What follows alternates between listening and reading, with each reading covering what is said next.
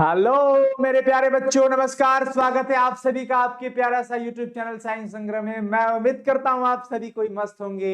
हंसते रहिए, मुस्कुराते रहिए, स्वस्थ रहिए और खूब मन लगा करके पढ़ते रहिए। प्यारे बच्चों, हिंदी है हम और हिंदोस्ता वतन हमारा, वतन है हिंदोस्ता हमारा। क्या बात है, बहुत बढ़िया। चलिए तो प्यारे बच्चों, मैं उम्मीद करता हूं आप सभी कोई मस्त होंगे। स्टार्ट करते हैं आज की क्लासेस को। और आज की क्लासेस में हम लोग डिस्कस करने वाले हैं रोज कहानी। रोज एक कहानी है। रोज शीर्षक का ही नाम है प्यारे बच्चों। ऑडियो वगैरह क्लियर है? एक बार कंफर्म कर देंगे सभी बच्चे। हिंदी है हम, वतन है हिंदोस्ता हमारा। हिंदी है हम, वतन है हिंदोस्ता हमारा।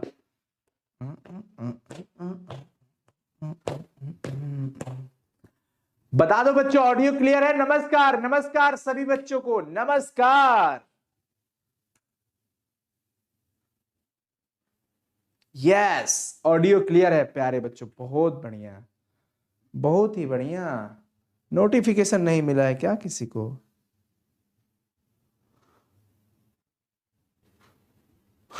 नोटिफिकेशन तो मिल गया। एक बार सभी बच्चे अपने दोस्तों के साथ शेयर कर दो यार।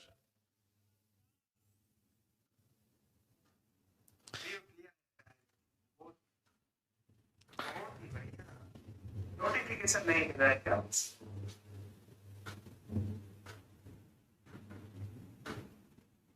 नोटिफिकेशन तो मिल गया। एक बार सभी बच्चे अपने दोस्तों के साथ शेयर कर देंगे। सभी बच्चे अपने अपने दोस्तों को बुला लो एक बार मेरे भाई। क्लियर है?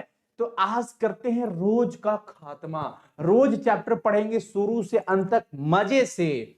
और ये कहानी है। सबसे पहला चीज तो ये याद रखना, अगर ऑब्जेक्टिव में पूछे कि रोज क्या है, कहानी है, कविता है, निबंध है, उपन्यास है, दुनिया है, जहान है, कुछ भी पूछे कहानी ही लगाएंगे। क्या लगाएंगे? कहानी। लेकिन हां, ये कहां से ली गई? गैंग्रीन से। गैंग्रीन शीर्षक एक संग्रह है, वहीं से एक टॉपिक निकाला गया, रोज।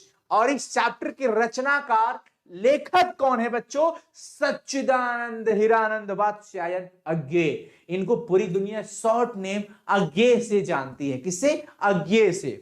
इनका जन्म हुआ था 7 मार्च 1911 को और निधन अर्थात मृत्यु हो गई थी 4 अप्रैल 1987 में।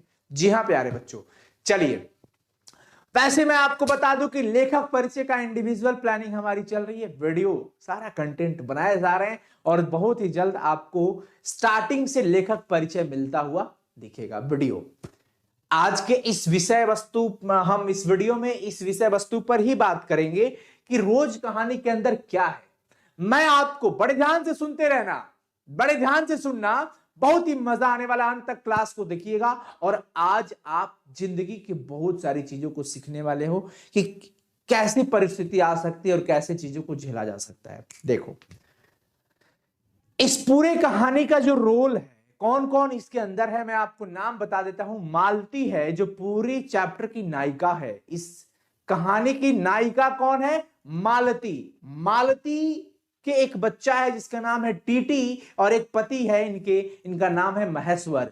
और मालती लेखक के दूर के रिश्तेदार की बहन लगती है। और मालती के जीवन में किस प्रकार का असर दिखा, बचपन में मालती कैसी थी, विवाहित होने के बाद, शादी के बाद कैसी हो गई, ससुराल गई, परिस्थिति किस प्रकार ऐसा बना दिया कि नियत गति से उनकी जीवन चलती रही। और क्या एक मां अपने बच्चे के प्रति इतना निर्दयी कैसे हो सकती है? मैं ये नहीं कहूंगा कि मां अपने बच्चे के प्रति निर्दयी हो जाती है, नहीं, लेकिन इस चैप्टर के अंदर एक ऐसा पॉइंट आएगा जहां पर लेखक खुद ये सोचते हैं कि आखिर बच्चे की मां ऐसे क्यों बोली, उसके प्रति इतना कठोर कैसे हो जाती है मालती अपने बच्चे के प्रति। समझिएगा, सुनिएगा, बहुत ही आनंद आएगा। चलो स्टार्ट करते हैं प्यारे बच्चों। तो प्लीज आपके एक लाइक से स्टार्ट करते हैं। ध्यान से समझना प्यारे बच्चों, बहुत ही मजा आने वाला है। दोपहर में उस सूने आंगन में पैर रखते ही मुझे ऐसा जान पड़ा मानो उस पर किसी सांप की छाया मंडरा रही हो। उसके वातावरण में कुछ ऐसा अकथ्य, अस्पृश्य किंतु फिर भी बोझल और प्रकंप में घना सा सन्नाटा फैल रहा था। अरे भाई लेखक, लेखक खुद चल करके गए थे मालती के घर। कह रहे हैं कि दोपहर का समय था, मैं जैसे ही उसके आंगन में पैर रखा ऐसा लगा मानो मुझ पर किसी सांप की छाया मंडरा रही हो। मैं उस वातावरण में गया, ऐसा वातावरण अकथ्य अस्पृश्य किंतु फिर भी बोझल और प्रकंप में घना सा सन्नाटा फैला हुआ है। मेरी आहट सुनते ही मालती बाहर निकली। जैसे ही लेखक मालती के घर जाते हैं, मालती को ऐसा लगा कि कोई घर से में आया है। मालती बाहर निकली, फिर मुझे देखकर पहचान कर मुरझाई हुई मुख मुद्रा तनिक से मीठे विस्मय से जागी सी और फिर प्रोवत हो गई। जैसे मालती लेखक आए, मालती आई, मैंने हंस के चेहरे पे थोड़ी सी उल्लासी तो जरूर दिखा, लेकिन फिर पहली की अवस्था में मालती आ गई। ऐसा कुछ हुआ, उसने कहा आ जाओ। मालती कहती है आ जाओ, और बिना उत्तर की प्रतीक्षा किए भीतर की ओर चली। ध्यान रखना प्यारे बच्चों, स्टार्टिंग से मैं आपको बता रहा हूं कि लेखक मालती के घर जा रहे हैं और ऐसा प्रतीत हो रहा है उनको कि कैसी एक साया है जो उनके ऊपर भी मंडरा रही। एकदम माहौल अजीब सा सन्नाटा छाया हुआ था। मालती उनको देख करके थोड़ी सी अपने चेहरे में मुस्कुराहट तो लाती है, लेकिन कुछ देर के बाद तुरंत ही वो पहले की अवस्था में हो जाती है और फिर कहती है आ जाओ। बिना उत्तर की प्रतीक्षा किए भीतर की ओर चली, और ये भी नहीं कही कि हाँ मैं अगर बोलती हूं कि आ जाओ तो सामने वाला कुछ बोलेगा कि नहीं बोलेगा या बोल रहा है कि नहीं, उसका इंतजार नहीं की। वो फिर चल पड़ी अंदर की ओर। लेखक भी उसके पीछे चल लिए। भीतर पहुंचकर मैंने पूछा वे यहां नहीं है क्या? हमारी सनातन ये कहती है कि हमारे यहां की स्त्रियां अपने पति का नाम नहीं लेती है, अपने पति का नाम नहीं लेती हैं। ये वो ये वे कह करके उनको संबोधित करती है। लेखक पूछते हैं, उनसे कहते हैं वे नहीं है क्या? वे मतलब वो किनकी तरफ? मालती के पति की ओर इशारा करते हुए पूछते हैं। कहती है मालती अभी आए नहीं है, दफ्तर में है, अभी ऑफिस में ही है, थोड़ी देर में आ जाएंगे, कोई 1:30-2 बजे आया करते हैं। अच्छा अच्छा, कब के गए हुए हैं जी? अरे सवेरे उठते ही चले जाते हैं। ये वार्ता चल रहा था लेखक और मालती के बीच। मैं हूं कहकर पूछने को हुआ और तुम इतनी देर क्या करती हो, पर फिर सोचा कि आते ही इतना प्रश्न ठीक नहीं लगेगा। मैं कमरे के चारों ओर देखने लगा। लेखक कहते हैं कि मैं सोचा कि अरे उस सुबह चले जाते हैं तो तुम क्या करती हो, लेकिन मैं नहीं पूछा। मेरे मन में ऐसा लगा कि अरे यार अभी तो तुरंत आया ही हूं और आकर के इनसे अगर ये लगातार सवाल पूछूं तो ये क्या सोचेगी बेचारी। मैं इधर उधर कमरे को चारों तरफ से देखने लगा। मालती एक पंखा उठा लाई और हवा करने लगी। मैंने आपत्ति कर दिया, नहीं ये सब नहीं चाहिए, काहे परेशान हो गए ना ना ना। लेकिन वो नहीं मानी, मालती नहीं मानी। बोली वाह, चाहिए कैसे नहीं? कह रहे कि नहीं चाहिए, काहे नहीं चाहिए? इतनी धूप में आए हो और यहां तो मतलब अजीब हाल है भाई, ऐसे कैसे? मैंने कहा अच्छा ठीक है लाओ मुझे दे दो, तुम इतना परेशान ना हो, मैं खुद ऐसे पंखा हिला लूंगा। वो शायद ना करने वाली थी, लेकिन तभी दूसरे कमरे से बच्चे की रोने की आवाज सुनकर उसने चुपचाप पंखा मुझे दे ही दिया। घुटने पर हाथ टेक कर एक थकी हुई हूं कह के उठी और भीतर चली गई। ऐसे करके उठी, मतलब मैं पंखा मांगा, वो ना कहने वाली थी, लेकिन उधर से बच्चा रोने का आवाज आ गया तो सोची कि पंखा मांगे रहे, दे देते हैं, बच्चे को भी देखना है। चल पड़ी। मैं उसके जाते हुए दुबले शरीर को देखकर सोचता रहा कि यह क्या है। इतनी दुबली हो गई, पता है क्या है ये? सोच रहे हैं लेखक मालती के प्रति, यह कैसी छाया है, कैसी छाया इस घर में छाई हुई है। मालती मेरे दूर के रिश्ते की बहन है। अब मैं सवाल करता हूं आपसे कि लेखक की मालती क्या लगती थी? चैट सेक्शन में जवाब में लिखो बहन लगती थी।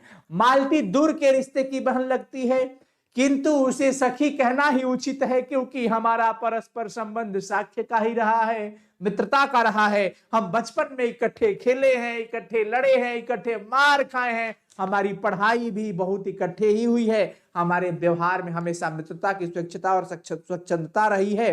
वह कभी भातृत्व के या बड़े छोटेपन के बंधनों में नहीं घिरा कि मैं बड़ा हूं कि वो बड़ी है, वो छोटा छोटी, ये सब बात नहीं। हम लोग मित्रता के भाव में रहे। मैं आज कोई 4 बरस बाद उसे देखने के लिए आया हूं। लेखक कितने बरस बाद मालती के घर गए हैं प्यारे बच्चों? कहना 4 बरस बाद। कितना बरस? 4 बरस। चैट सेक्शन में लिखिए फटाफट से। जब मैंने उसे इससे पहले देखा था तब वह लड़की थी, लेकिन अब तो वह विवाहिता है। लेखक कहते हैं कि जब मैंने उसे पहली बार देखा था तो वो एक लड़की थी, लेकिन आज मैं देख रहा हूं लगभग 4 बरस बाद तो वो मैरिड हो गई है। इससे कोई परिवर्तन उसमें आया होगा, और यदि आया होगा तो क्या, यह मैंने अभी तक सोचा नहीं था, किंतु अब उसकी पीठ की ओर देखता हुआ मैं सोच रहा था यह कैसी छाया इस घर पर छाई हुई है, और विशेष करके मालती पर। लेखक सोच रहे हैं कि बच्ची से, मतलब लड़की से विवाहिता तक का सफर, ये 4 बरस का सफर। मैं 4 वर्ष पहले उसे लड़की के रूप में देखा था, लेकिन आज एक औरत के रूप में देख रहा हूं, मैरिड के रूप में देख रहा हूं। मैं सोचा था कि कुछ परिवर्तन इसमें आया होगा, लेकिन कैसा परिवर्तन, काहे का परिवर्तन, किस प्रकार का परिवर्तन? मालती के पीठ की ओर देखते हुए सोच रहे हैं कैसी घर में छाया आई है, और विशेष करके इसको क्या, इस पर क्या मतलब चल रहा है ये सब। मालती बच्चे को लेकर लौट आई और फिर मुझसे कुछ दूर नीचे बिछी हुई दरी पर बैठ गई। मालती कुछ दूरी पर बैठ गई नीचे दरी बिछा करके। मैंने अपनी कुर्सी घुमाकर उसकी ओर उन्मुख होकर पूछा, इसका नाम क्या है, इसका नाम क्या है? मैंने गोदिया में जवन ले ले बारू बलकवा ओकर नाम का बा, हम पूछता नहीं। लेखक पूछते हैं कि गोदी में जो बालक है आपका, उसका नाम क्या है? मालती ने बच्चे की ओर देखते हुए उत्तर दिया, नाम तो कोई निश्चित नहीं है, वैसे टीटी कहते हैं। मालती के पुत्र का नाम, बच्चे का नाम क्या था? टीटी। चैट सेक्शन में लिखो सब। मैंने उसे बुलाया, टीटी टीटी आजा। बड़ी बड़ी आंखों से मेरी ओर घूर घूर करके देख रहा था और फिर अपनी मां की ओर चिपट जाता था। रुआसा सा ऐसे करके रोने लगता था, उहू उहू करने लगता था। मालती ने फिर उसकी ओर एक नजर देखा और फिर आंगन की ओर देखने लगी। काफी देर मैं भी मौन रहा, मैं चुप रहा। थोड़ी देर तक तो वह मौन आकस्मिक ही था, जिसमें मैं प्रतीक्षा में था कि मालती कुछ पूछे। मैं चुपचाप था। मैं सोच रहा था कि यार मालती कुछ पूछे तब तो कुछ बोलूं, या अपनी साइड से आप कहीं भी जाते हो और जाकर के कुछ भी बड़बड़ाने लगो, बिना पूछे कुछ भी बोल रहे, वैल्यू खत्म हो जाता है। तुरंत एकाएक से ध्यान आया, मालती ने कोई बात ही नहीं की, यह भी नहीं पूछा कि मैं कैसा हूं, कैसे आया हूं, चुप बैठी है। क्या विवाह के 2 बरस में ही वह बीते दिन भूल गई? मैं सोच रहा हूं कि मालती हमसे ये तक भी नहीं पूछी कि क्यों आना हुआ, कैसे आए हो, वहां पे सब ठीक ठाक है ना? क्या मालती में इतना परिवर्तन, वो भी 2 साल में? या अब मुझे दूर इस विशेष अंतर पर रखना चाहती है, क्योंकि वह निर्बाध स्वच्छंदता अब तो नहीं हो सकती, पर फिर भी ऐसा मौन जैसा अजनबी से भी नहीं होना चाहिए। हमारे आपके घर में अगर कोई अपरिचित इंसान भी आता है तो हम उसका ठीक ठाक आदर कद्र करते हैं और पूछते हैं कि कैसे आना हुआ, कहाँ आना हुआ, क्या प्रयोजन है आने की। लेकिन मालती ने ऐसा कुछ नहीं। मैंने कुछ खिन्न सा होकर दूसरी ओर देखते हुए कहा, जान पड़ता है तुम्हें मेरे आने से विशेष प्रसन्नता नहीं हुई है। लेखक कहते हैं, जब कुछ नहीं पूछती तो कहते हैं, हाँ हाँ मुझे पता है मेरे आने से तुमको ज्यादा खुशी नहीं हुई है। मालती इधर बैठी है, जैसे एक टोनबाजी टाइप का हुआ, हाँ मुझे पता है कि मेरे आने से तुमको ज्यादा खुशी नहीं हुई होगी, ऐसे लेखक कहते हैं। उसने एकाएक चौंकर कहा, हाँ।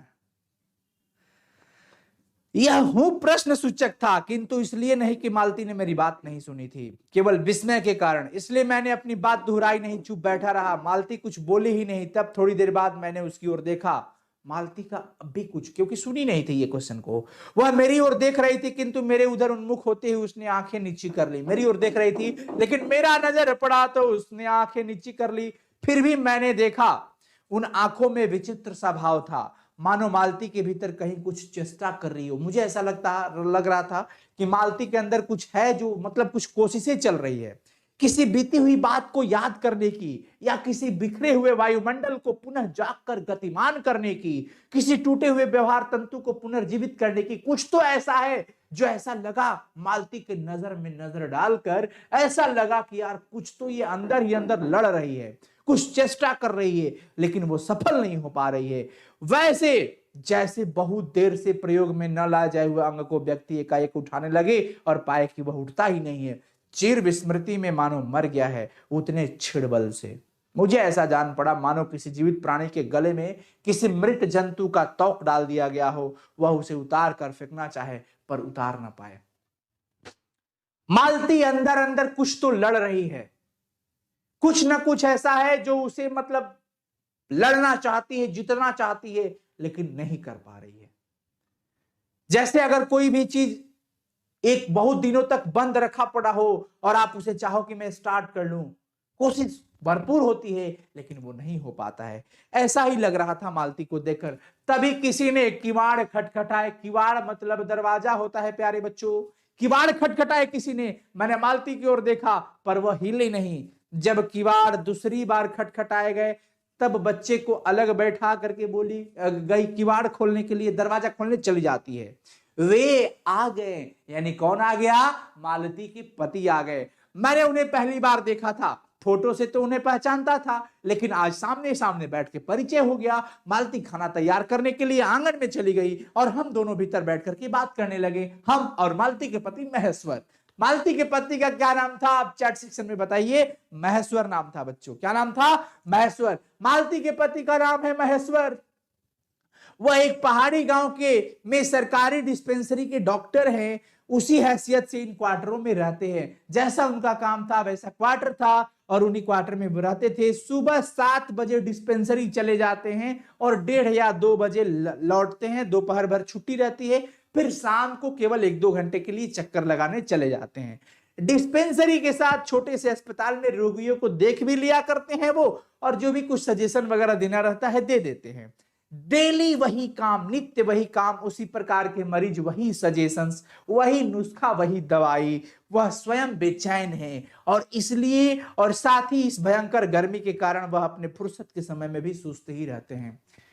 महेश्वर को भी देख करके ऐसा लगा कि उनकी भी जीवन नियत गति से चल रही है। प्रतिदिन का वही काम, वही मरीज, वही डॉक्टर, वही बीमारी, वही दवाइयां, वही सजेशन, वही नुस्खा। यार अंदर से उकताए हुए दिख रहे थे महेश्वर, और परेशान तो गर्मी से भी थे, काफी पसीने निकल रहे थे उनके।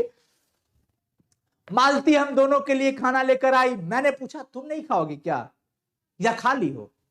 महेश्वर बोले कुछ हंस कर बोले, अरे वो पीछे खाया करती है, बाद में खा लेगी। पति 2:30 बजे खाना खाने आते हैं, इसलिए पत्नी 3 बजे तक भूखी बैठी रहेगी। मैं इस बात पे कहना चाहता हूं, ये कहीं नहीं लिखा गया है कि पत्नी तब तक नहीं खाएगी जब तक पति न खाए, ये नहीं। लेकिन हमारे भारतवर्ष की महिला इतनी संस्कारी होती है कि वो अपना प्यार, आदर, सम्मान अपने पति के प्रति दिखाती है। कैसे? उनके खाने के बाद वो खाना खाती है। पत्नी की थाली में जो जूठे बच जाते हैं उसको वो खाकर अपने आप को, मतलब उनके प्रति आदर, प्रेम और सम्मान ये व्यक्त करना है।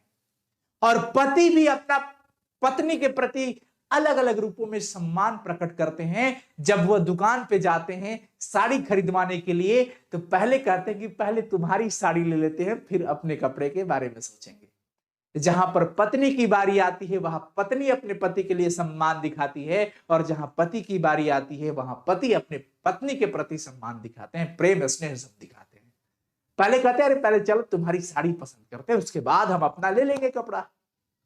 तो यहां उनकी बारी आती है और वहां उनकी बारी थी।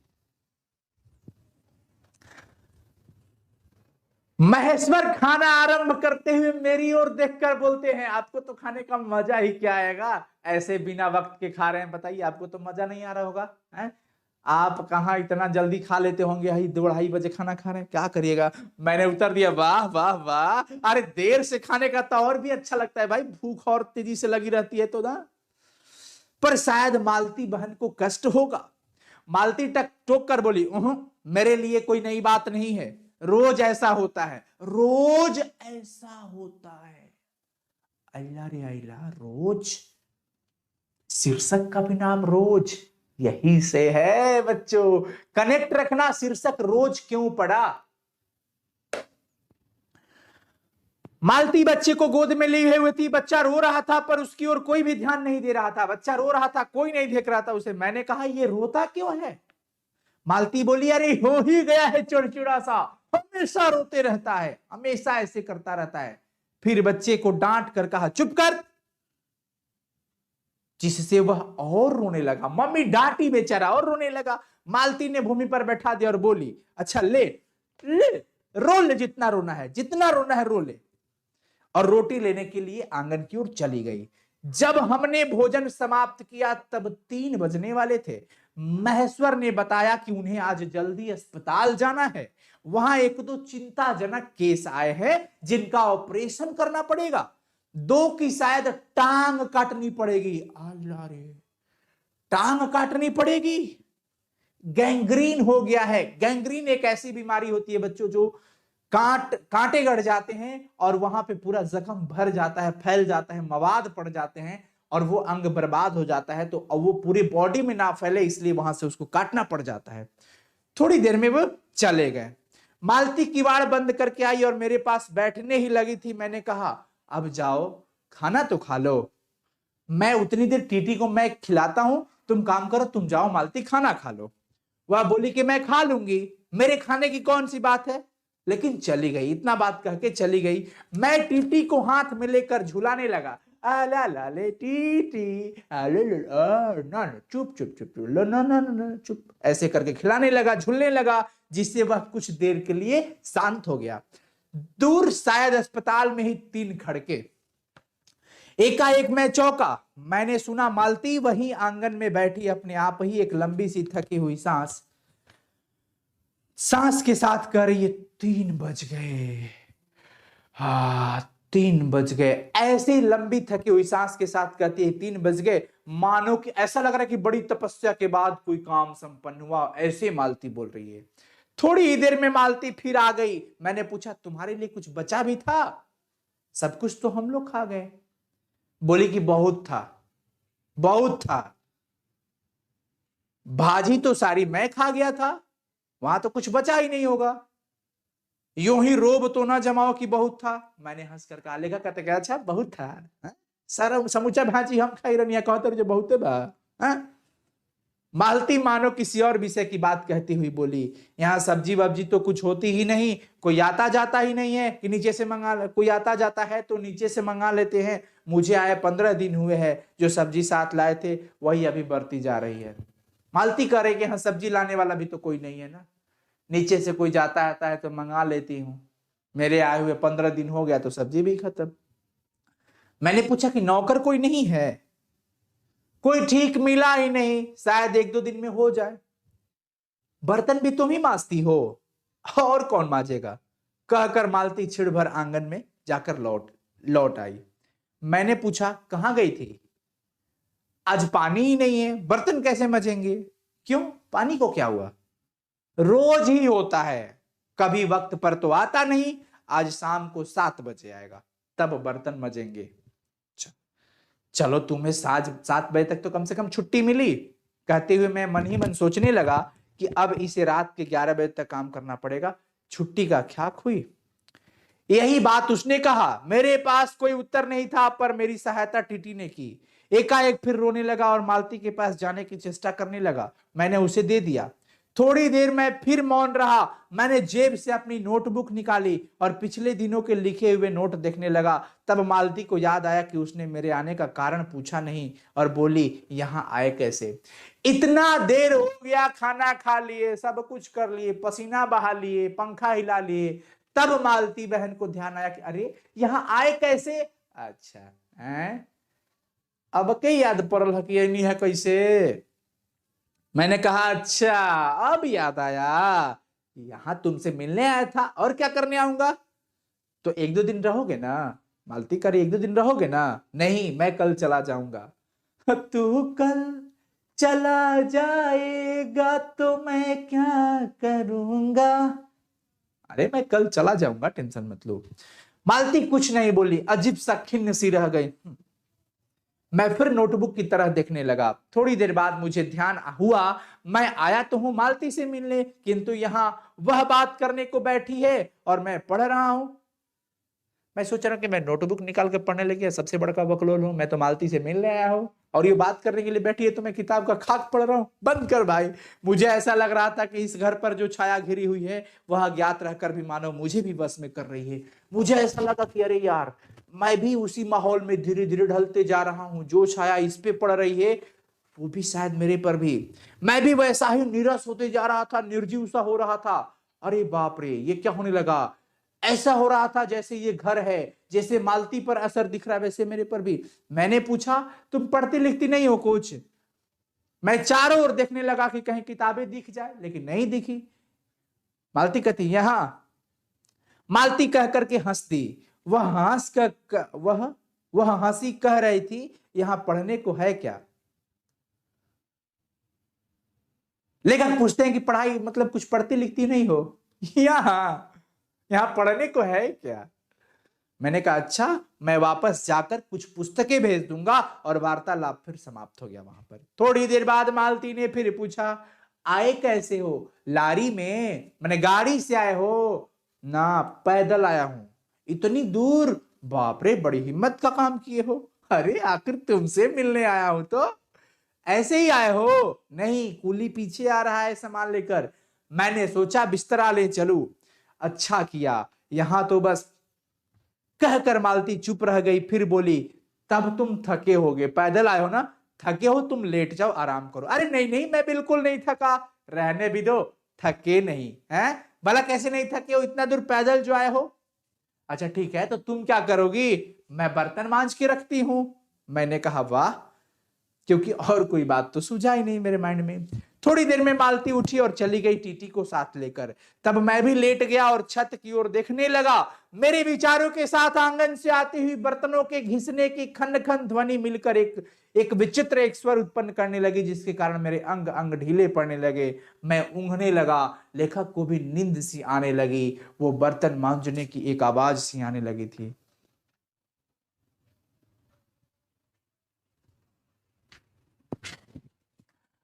अरे mister Yadav, mister Manish Yadav official ji कह रहे हैं कि सर मैं आपका हस्बैंड हूं। अरे हमारे पति देव जी आइए, आपको मैं अगरबत्ती दिखाती हूं, आइए आइए, स्वागत है आपका। आइए मनीष यादव ऑफिशियल जी, ये आप हमारे हस्बैंड हो गए, क्या बात है। आइए अगरबत्ती दिखाती हूँ। तनी हमारे मोबाइल में $899 रिचार्ज करवा दीजिएगा। एगो आईफोन का बड़ा शौक है, एगो आईफोन खरीद के दे दीजिएगा। आप हस्बैंड है हमारे तो इतना तो जरूर कर सकते हैं। कितना विचित्र आदमी है। क्या लिख रहे हो मनीष, मजाक में लिखते हो तो सही है, मजाक में उत्तर भी मैं दे दिया हूँ, ठीक है। मतलब कुछ भी यार, चैट सेक्शन में कुछ भी लिख के चले जा रहे हो। क्या चल रहा है ये सब। चलो अब ज्यादा नहीं है, चलो स्टार्ट करते हैं बच्चों।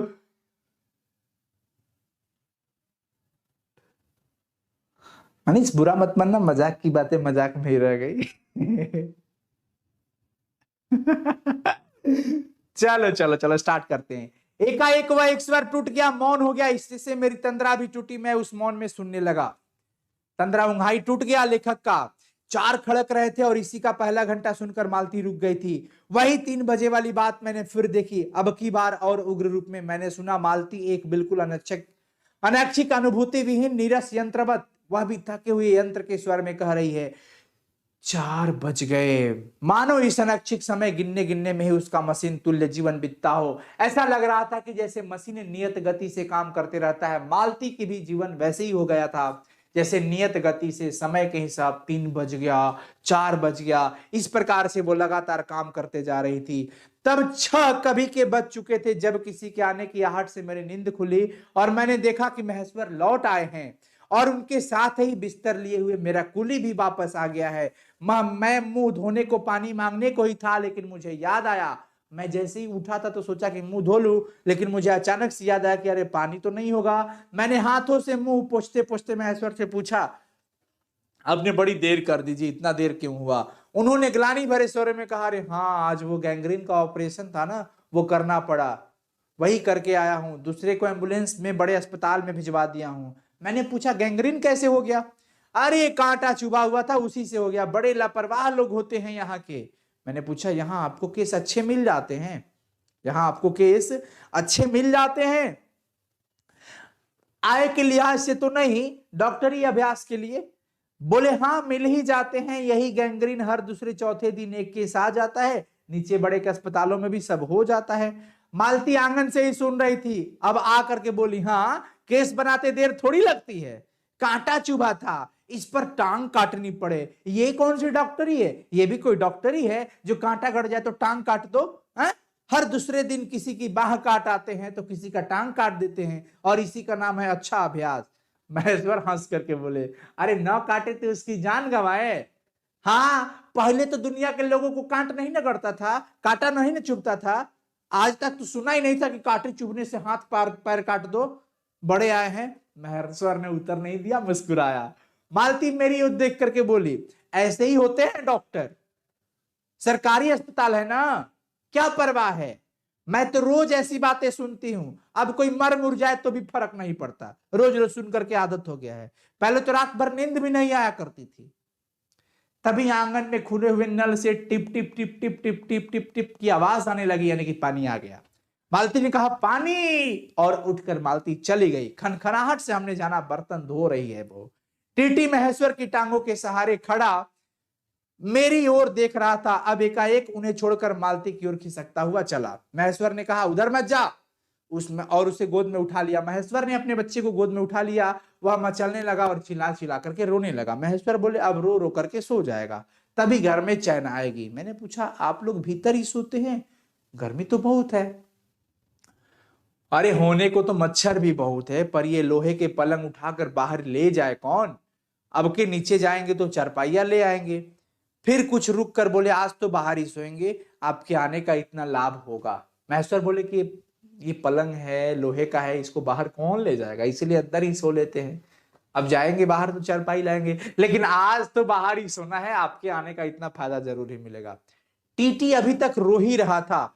महेश्वर ने उसे एक पलंग पर बैठा दिया और पलंग बाहर खींचने लगा। मैंने कहा, मैं मदद करता हूं, और दूसरी ओर से पलंग उठवाकर निकलवा दिए।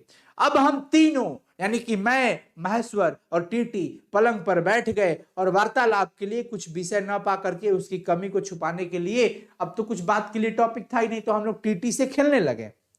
बाहर आकर वह कुछ चुप हो गया था, किंतु बीच बीच में एकाएक कोई भूला हुआ कर्तव्य याद करके रो उठता था, चुप होता था, अचानक से रोने लगता था, फिर चुप हो जाता था, फिर अचानक से रोने लगता था। इस प्रकार से हो रहा था बच्चों, और फिर एकदम से चुप हो जाता था। कभी कभी हम हंस पड़ते थे या महेश्वर उसके बारे में कुछ बात कह देते थे। मालती बर्तन बर्तन धो चुकी थी। जब वह उन्हें लेकर आंगन की एक और रसोई की छप्पर की ओर चली, तब महेश्वर ने कहा, थोड़ा सा आम लाया हूं, वो भी धो देना। मालती बर्तन लेकर के जा रही है। वो मालती, सुनना, थोड़ा सा आम लेकर के आए हैं, उसे भी धो करके रख देना, धो देना उसे। कहाँ है? मालती पूछती, कहाँ है? अरे वहीं पे रखे हुए अंगीठी पर कागज में लपेटे हुए थे। मालती ने भीतर जाकर के आम उठाए, अपने आंचल में डाल लिए। जिस कागज में वे लिपटे हुए थे वह किसी पुराने अखबार का टुकड़ा था। मालती चलती चलती संध्या के उस क्षीण प्रकाश में उसी को पढ़ती जा रही थी। वह नल के पास जाकर खड़ी उसे पढ़ती रही। जब दोनों ओर पढ़ चुकी, तब एक लंबी सांस लेकर उसे फेंक कर आम धोने लगी। मुझे एकाएक याद आया कि बहुत दिनों की बात थी जब हम सभी स्कूल में पढ़ाई किया करते थे, जब हमारा सबसे बड़ा सुख, सबसे बड़ी विजय थी हाजिरी चुकने के बाद वहां से बाहर जाना, वहां से भाग जाना, पेड़ों पर चढ़ करके कच्ची कच्ची आमिया को तोड़ लेना। मुझे याद आ रहा था वो दिन। मालती कुछ नहीं पढ़ती थी, उसके माता पिता तंग हो गए थे। उसके पिता ने उसे एक पुस्तक ला कर दी कि इसका 20 पेज रोज पढ़ाई करो, हफ्ते भर बाद मैं देखूंगा कि तुम कितना पढ़ाई की हो, नहीं तो पिटाई करूंगा, चमड़ी उधेड़ दूंगा तुम्हारा। मालती, लेकिन मालती चुपचाप किताब ले लेती है, पर पढ़ी क्या, कुछ नहीं। हफ्ते दिन बाद जब पिताजी पूछते हैं कि क्या पढ़ाई की, वो डेली पन्ने फाड़ करके फेंक दिया करती थी, अपने खेलों में लगे रहती थी। जब पिता ने पूछा कि किताब समाप्त कर ली, तो उत्तर दिया हाँ कर ली। पिता ने कहा लाओ मैं प्रश्न पूछूंगा, तो चुपचाप खड़ी रही। पिता ने फिर कहा उदित स्वर में बोली, किताब मैंने फाड़ कर फेंक दी हूं, मैं नहीं पढ़ूंगी। उसके बाद वह बहुत मार खाई। वो बहुत अलग बात है। क्या वही मालती है जो आज एक अखबार के पन्नों के टुकड़े को इतनी गौर से पढ़ रही है? मैं यही सोच रहा हूं कि वही उद्धत और चंचल मालती आज कितनी सीधी हो गई है, कितनी शांत हो गई है, एक अखबार के टुकड़े को तरसती है। अरे यार ये क्या है? तभी महेश्वर ने पूछा कि रोटी कब बनेगी। महेश्वर पूछते हैं कि रोटी कब बनेगी? बस अभी बनाती हूं। पर अब की बार जब मालती रसोई की ओर चली, तब टीटी की कर्तव्य भावना बहुत विस्तृण हो गई। वह मालती की ओर हाथ बढ़ाकर रोने लगा, खूब रोने लगा। मालती की ओर, मम्मी की ओर हाथ बढ़ा करके रोने लगा। नहीं माना, मालती उसे गोद में लेकर चली गई। रसोई में बैठकर एक हाथ से उसे थपकने दे रही थी और दूसरे हाथ से छोटे छोटे डिब्बे ला करके सामान में अपना काम कर रही थी। एक माँ के लिए बच्चे को पोसना कितना मुश्किल होता है, और ये सिर्फ और सिर्फ ये माँ ही कर सकती है, वही कर सकती है सिर्फ। सब कुछ मिल जाई पर दुनिया में माई ना मिली। माँ का हमेशा कदर करिएगा। और हम दोनों चुपचाप रात्रि की और भोजन की और एक दूसरे से कुछ कहने की और न जाने किस किस न्यूनता की पूर्ति की प्रतीक्षा करने लगे। मालती रसोई में काम लग गई और हम लोग ऐसे ही कुछ कुछ चलते रहा। हम भोजन, बच्चों ध्यान रखना, हम भोजन कर चुके थे और बिस्तरों पर लेट गए थे और टीटी सो गया था। मालती पलंग के एक और मोम जामा बिछाकर उस पर लिटा गई थी। मालती पलंग के एक तरफ में वो चौपता जो होता है ना, उसको बिछा करके बच्चे को लिटा गई थी। वह सो गया था, पर नींद में कभी कभी चौंक उठता था अचानक से। एक बार तो उठकर बैठ भी गया था, लेकिन फिर भी लेट गया। मैंने महेश्वर से पूछा आप तो थके होंगे ना, आप सो जाइए। लेखक कहते हैं, वह बोले थके तो आप भी अधिक होंगे, 18 मील पैदल चल करके आए हैं। लेखक कितना मील पैदल चल करके आए हैं बच्चों? 18 मील। ध्यान रखना, लेखक 18 मील की दूरी पैदल चल करके आए हैं। ये ऑब्जेक्टिव पूछ सकता है। किंतु उनके स्वर ने मानो जोड़ दिया, थका तो मैं भी हूं। वो कह दिए कि थके तो आप भी होंगे, वैसे थका तो मैं भी हूं। मैं चुप रहा। थोड़ी देर में किसी अपर संज्ञा ने मुझे बताया वह ऊँघ रहे हैं। मुझे ऐसा लगा कि अब महेश्वर ऊँघ रहे हैं। तब लगभग 10:30 बजे थे। मालती भोजन कर रही थी। रात के 10:30 बज गए हैं, मालती भोजन कर रही थी। मैं थोड़ी देर मालती की ओर देखता रहा। वह किसी विचार में, बहुत गहरे विचार में तो नहीं, लेकिन कहीं पे लीन थी और खाना खा रही थी। कभी ऐसा होता है कि मन में कुछ और चल रहा है और खाना खा रहे हैं। फिर मैं इधर उधर खिसक कर पर आराम से होकर आकाश की ओर देखने लगा। लेखक कहते हैं कि मैं आराम से कंफर्टेबल होकर के आकाश की ओर देखने लगा। पूर्णिमा थी, आकाश अनभ्र था, बिना बादल का था, बादल नहीं घिरा हुआ था। मैंने देखा उस सरकारी क्वार्टर की दिन में अत्यंत शुष्क और नीरस लगने वाली स्लेट की छत भी चांदनी में चमक रही थी। मैंने देखा इस घर की क्वार्टर का छत भी चमक रहा था, अत्यंत शीतलता और स्निग्धता से छलक रही है, मानो चंद्रिका उस पर से बहती हुई आ रही हो, झर रही हो। आनंदित था। मैंने देखा पवन में चीड़ के वृक्ष, गर्मी से सूख कर मटमैले हुए चिड़ के वृक्ष धीरे धीरे गा रहे थे। कोई राग है जो कोमल है, किंतु करुणा नहीं है उसके अंदर, अशांतिमय है, उद्वेगमय नहीं है। मैंने देखा प्रकाश से धुंधले नीले आकाश के पट पर जो चमगादड़ नीरव उड़ान से चक्कर काट रहे हैं, वे भी सुंदर दिखते हैं। मैंने देखा दिन भर की तपन, अशांति, थकान, दाह पहाड़ों में से भाप से उठकर वातावरण में खोए जा रहे हैं, जिसे ग्रहण करने के लिए पर्वत शिशुओं ने अपनी चुड़ वृक्ष रूपी भुजाएं आकाश की ओर बढ़ा रखी है। पर यह सब मैंने ही देखा, यह सिर्फ मैं देखा, अकेले मैंने। महेश्वर तो ऊँघ रहे थे और मालती उस समय भोजन में डूबी हुई थी। होकर दही जमाने के लिए मिट्टी का बर्तन गर्म पानी से धो रही थी। मालती खाना खा करके, उस समय भोजन से निवृत्त होकर खाना खा करके दही जमाने के लिए मिट्टी का जो हड़िया होता है ना, बर्तन, हाड़ी, वो लेकर के गर्म पानी से धो रही थी और कह रही थी, अभी छुट्टी हुई जाती है, मेरे कहने पर ही कि 11 बजने वाले हैं। धीरे से सिर हिलाकर बता रही थी कि रोज ही इतने बज जाते हैं। लेखक कहते कि अरे 11 बजने वाले हैं, तो हाँ हो गया, अब तो हो ही गया है, मेरे तो रोज के इतने बज ही जाते हैं। मालती ने वह सब कुछ नहीं देखा। मालती का जीवन अपने रोज की नियत गति से बहा जा रहा था। मालती का जीवन रोज की नियत गति से बहा जा रहा था। डेली का वही समय, वही काम, वही माहौल, वही घर, वही आंगन, वही पति, वही बच्चा। अब पति और बच्चा थोड़ी बदलेगा। चांदनी में शिशु कैसा लगता है? मेरे मन में एक अंदर से जिज्ञासा हुई जानने की कि अरे टीटी की ओर देखते हैं कि इतनी चांदनी रात में टीटी कैसा दिख रहा है। एकाएक मानो किसी से सवोचित वामता से भर उठा और खिसक कर पलंग से नीचे गिर पड़ा। मैंने जैसे सोचा कि मैं टीटी की तरफ देखूं, तब तक टीटी अचानक से नीचे की ओर गिर पड़ा। थड़ाम सी आवाज आई, चिल्ला चिल्ला कर रोने लगा। महेश्वर ने चौंक कर कहा, अरे क्या हुआ? मैं उसे झपट कर उससे उठाने दौड़ा। मालती रसोई से बाहर निकल आई। मैंने उस खट की आवाज, खट से जो आवाज आई थी ना, मैंने सुना, मेरे अंदर के अंदर रोने रोने लगे, रोंगटे खड़े हो गए। मैं सोचा यार चोट तो बहुत लग गई बेचारे को। जो खट सी आवाज आई थी ना, चोट लग गई है बेचारे को। यह सब मानो एक क्षण में, एक ही क्रिया की गति में सब हो गया। इतना देर तुरंत के तुरंत में हो गया। मालती ने रोते हुए शिशु को मुझसे लेने के लिए हाथ बढ़ाते हुए कहा, इसके चोटें लगते ही रहती है, रोज ही गिर पड़ता है। वो इतनी गहरी चोट मैंने सुना। पलंग से नीचे गिरा, खट सी आवाज, मेरी तरफ हाथ बढ़ाते हुए कहते, इतनी चोट तो लगती रहती है, रोज के इसकी आदत है। लेखक कहते हैं,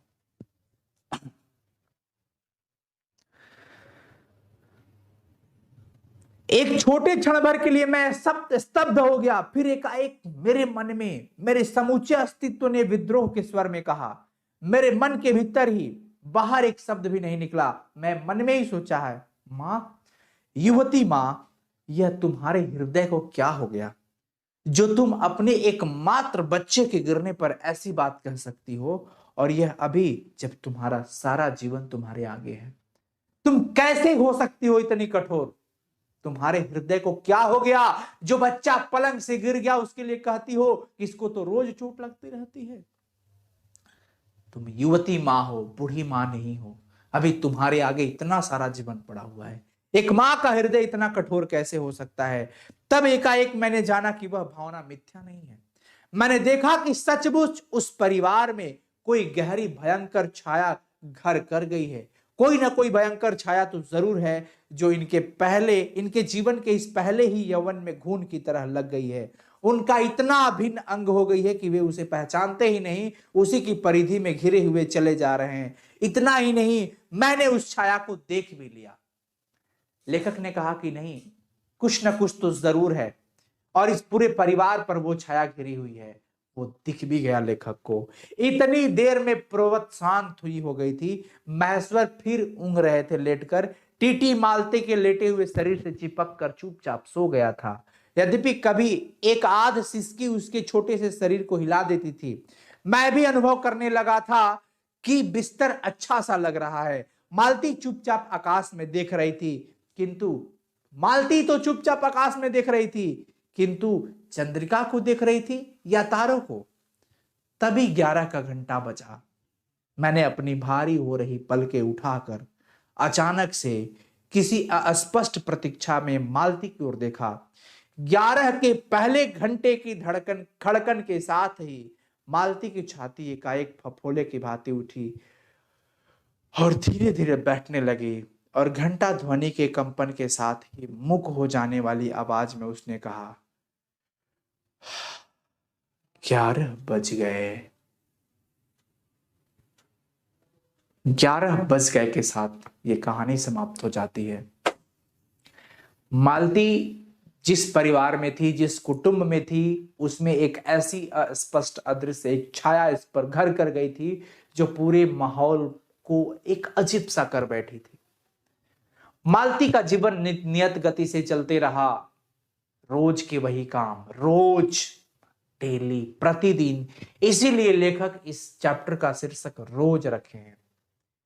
3 बजते थे, मालती ऐसा 3 बज गए, 4 बज गए, 4 बज गए, 7 बज गए, फाइनली 11 बज गए। मालती को रात देर तक काम करते करते 11 बज जाना तय था। मालती की जीवन एक मशीन, यंत्रवत हो गया था, किसी यंत्र की तरह जो लगातार काम करते रहना है, और प्रतिदिन नियत गति से उसका जीवन बहते जा रहा था। प्यारे बच्चों, यह चैप्टर एंड हुआ। मैं उम्मीद करता हूं आपको बहुत कुछ समझ आया होगा, और एक भी ऑब्जेक्टिव इस चैप्टर से नहीं छूट सकता है। तो हंसते रहिए, मुस्कुराते रहिए, स्वस्थ रहिए, मस्त रहिए, को मन लगा करके पढ़ते रहिए, और इस वीडियो को अपने सभी भाइयों तक शेयर करना मत भूलिएगा। आपका एक कर्तव्य है ये कि हम अगर आपके लिए खड़े हैं तो आप भी हमारी उंगली पकड़िए और ले चलिए हमारे सक्सेस की ओर। तो आप इस वीडियो के लिंक को हर एक अपने दोस्तों तक जरूर शेयर करिएगा, और ये सिर्फ और सिर्फ किसी एक विद्यार्थी के लिए ही नहीं है, ये साहित्य का जो भाग होता है वो हर किसी के लिए होता है। मम्मी, चाची, दीदी, भैया, भाभी, पापा, सब कोई सुन सकते हैं इस चीज को। ये एक कहानी है, और कहानी किसी व्यक्तिगत रूप से नहीं होती है कि हाँ इन्हीं को देखना है और किसी को नहीं। तो आप सभी कोई जरूर चैट सेक्शन में बताना, और एक बार फाइनली अभी बता दो ये चैप्टर कैसा लगा, पढ़ाई में आनंद आया कि नहीं, हाँ या ना बताइए।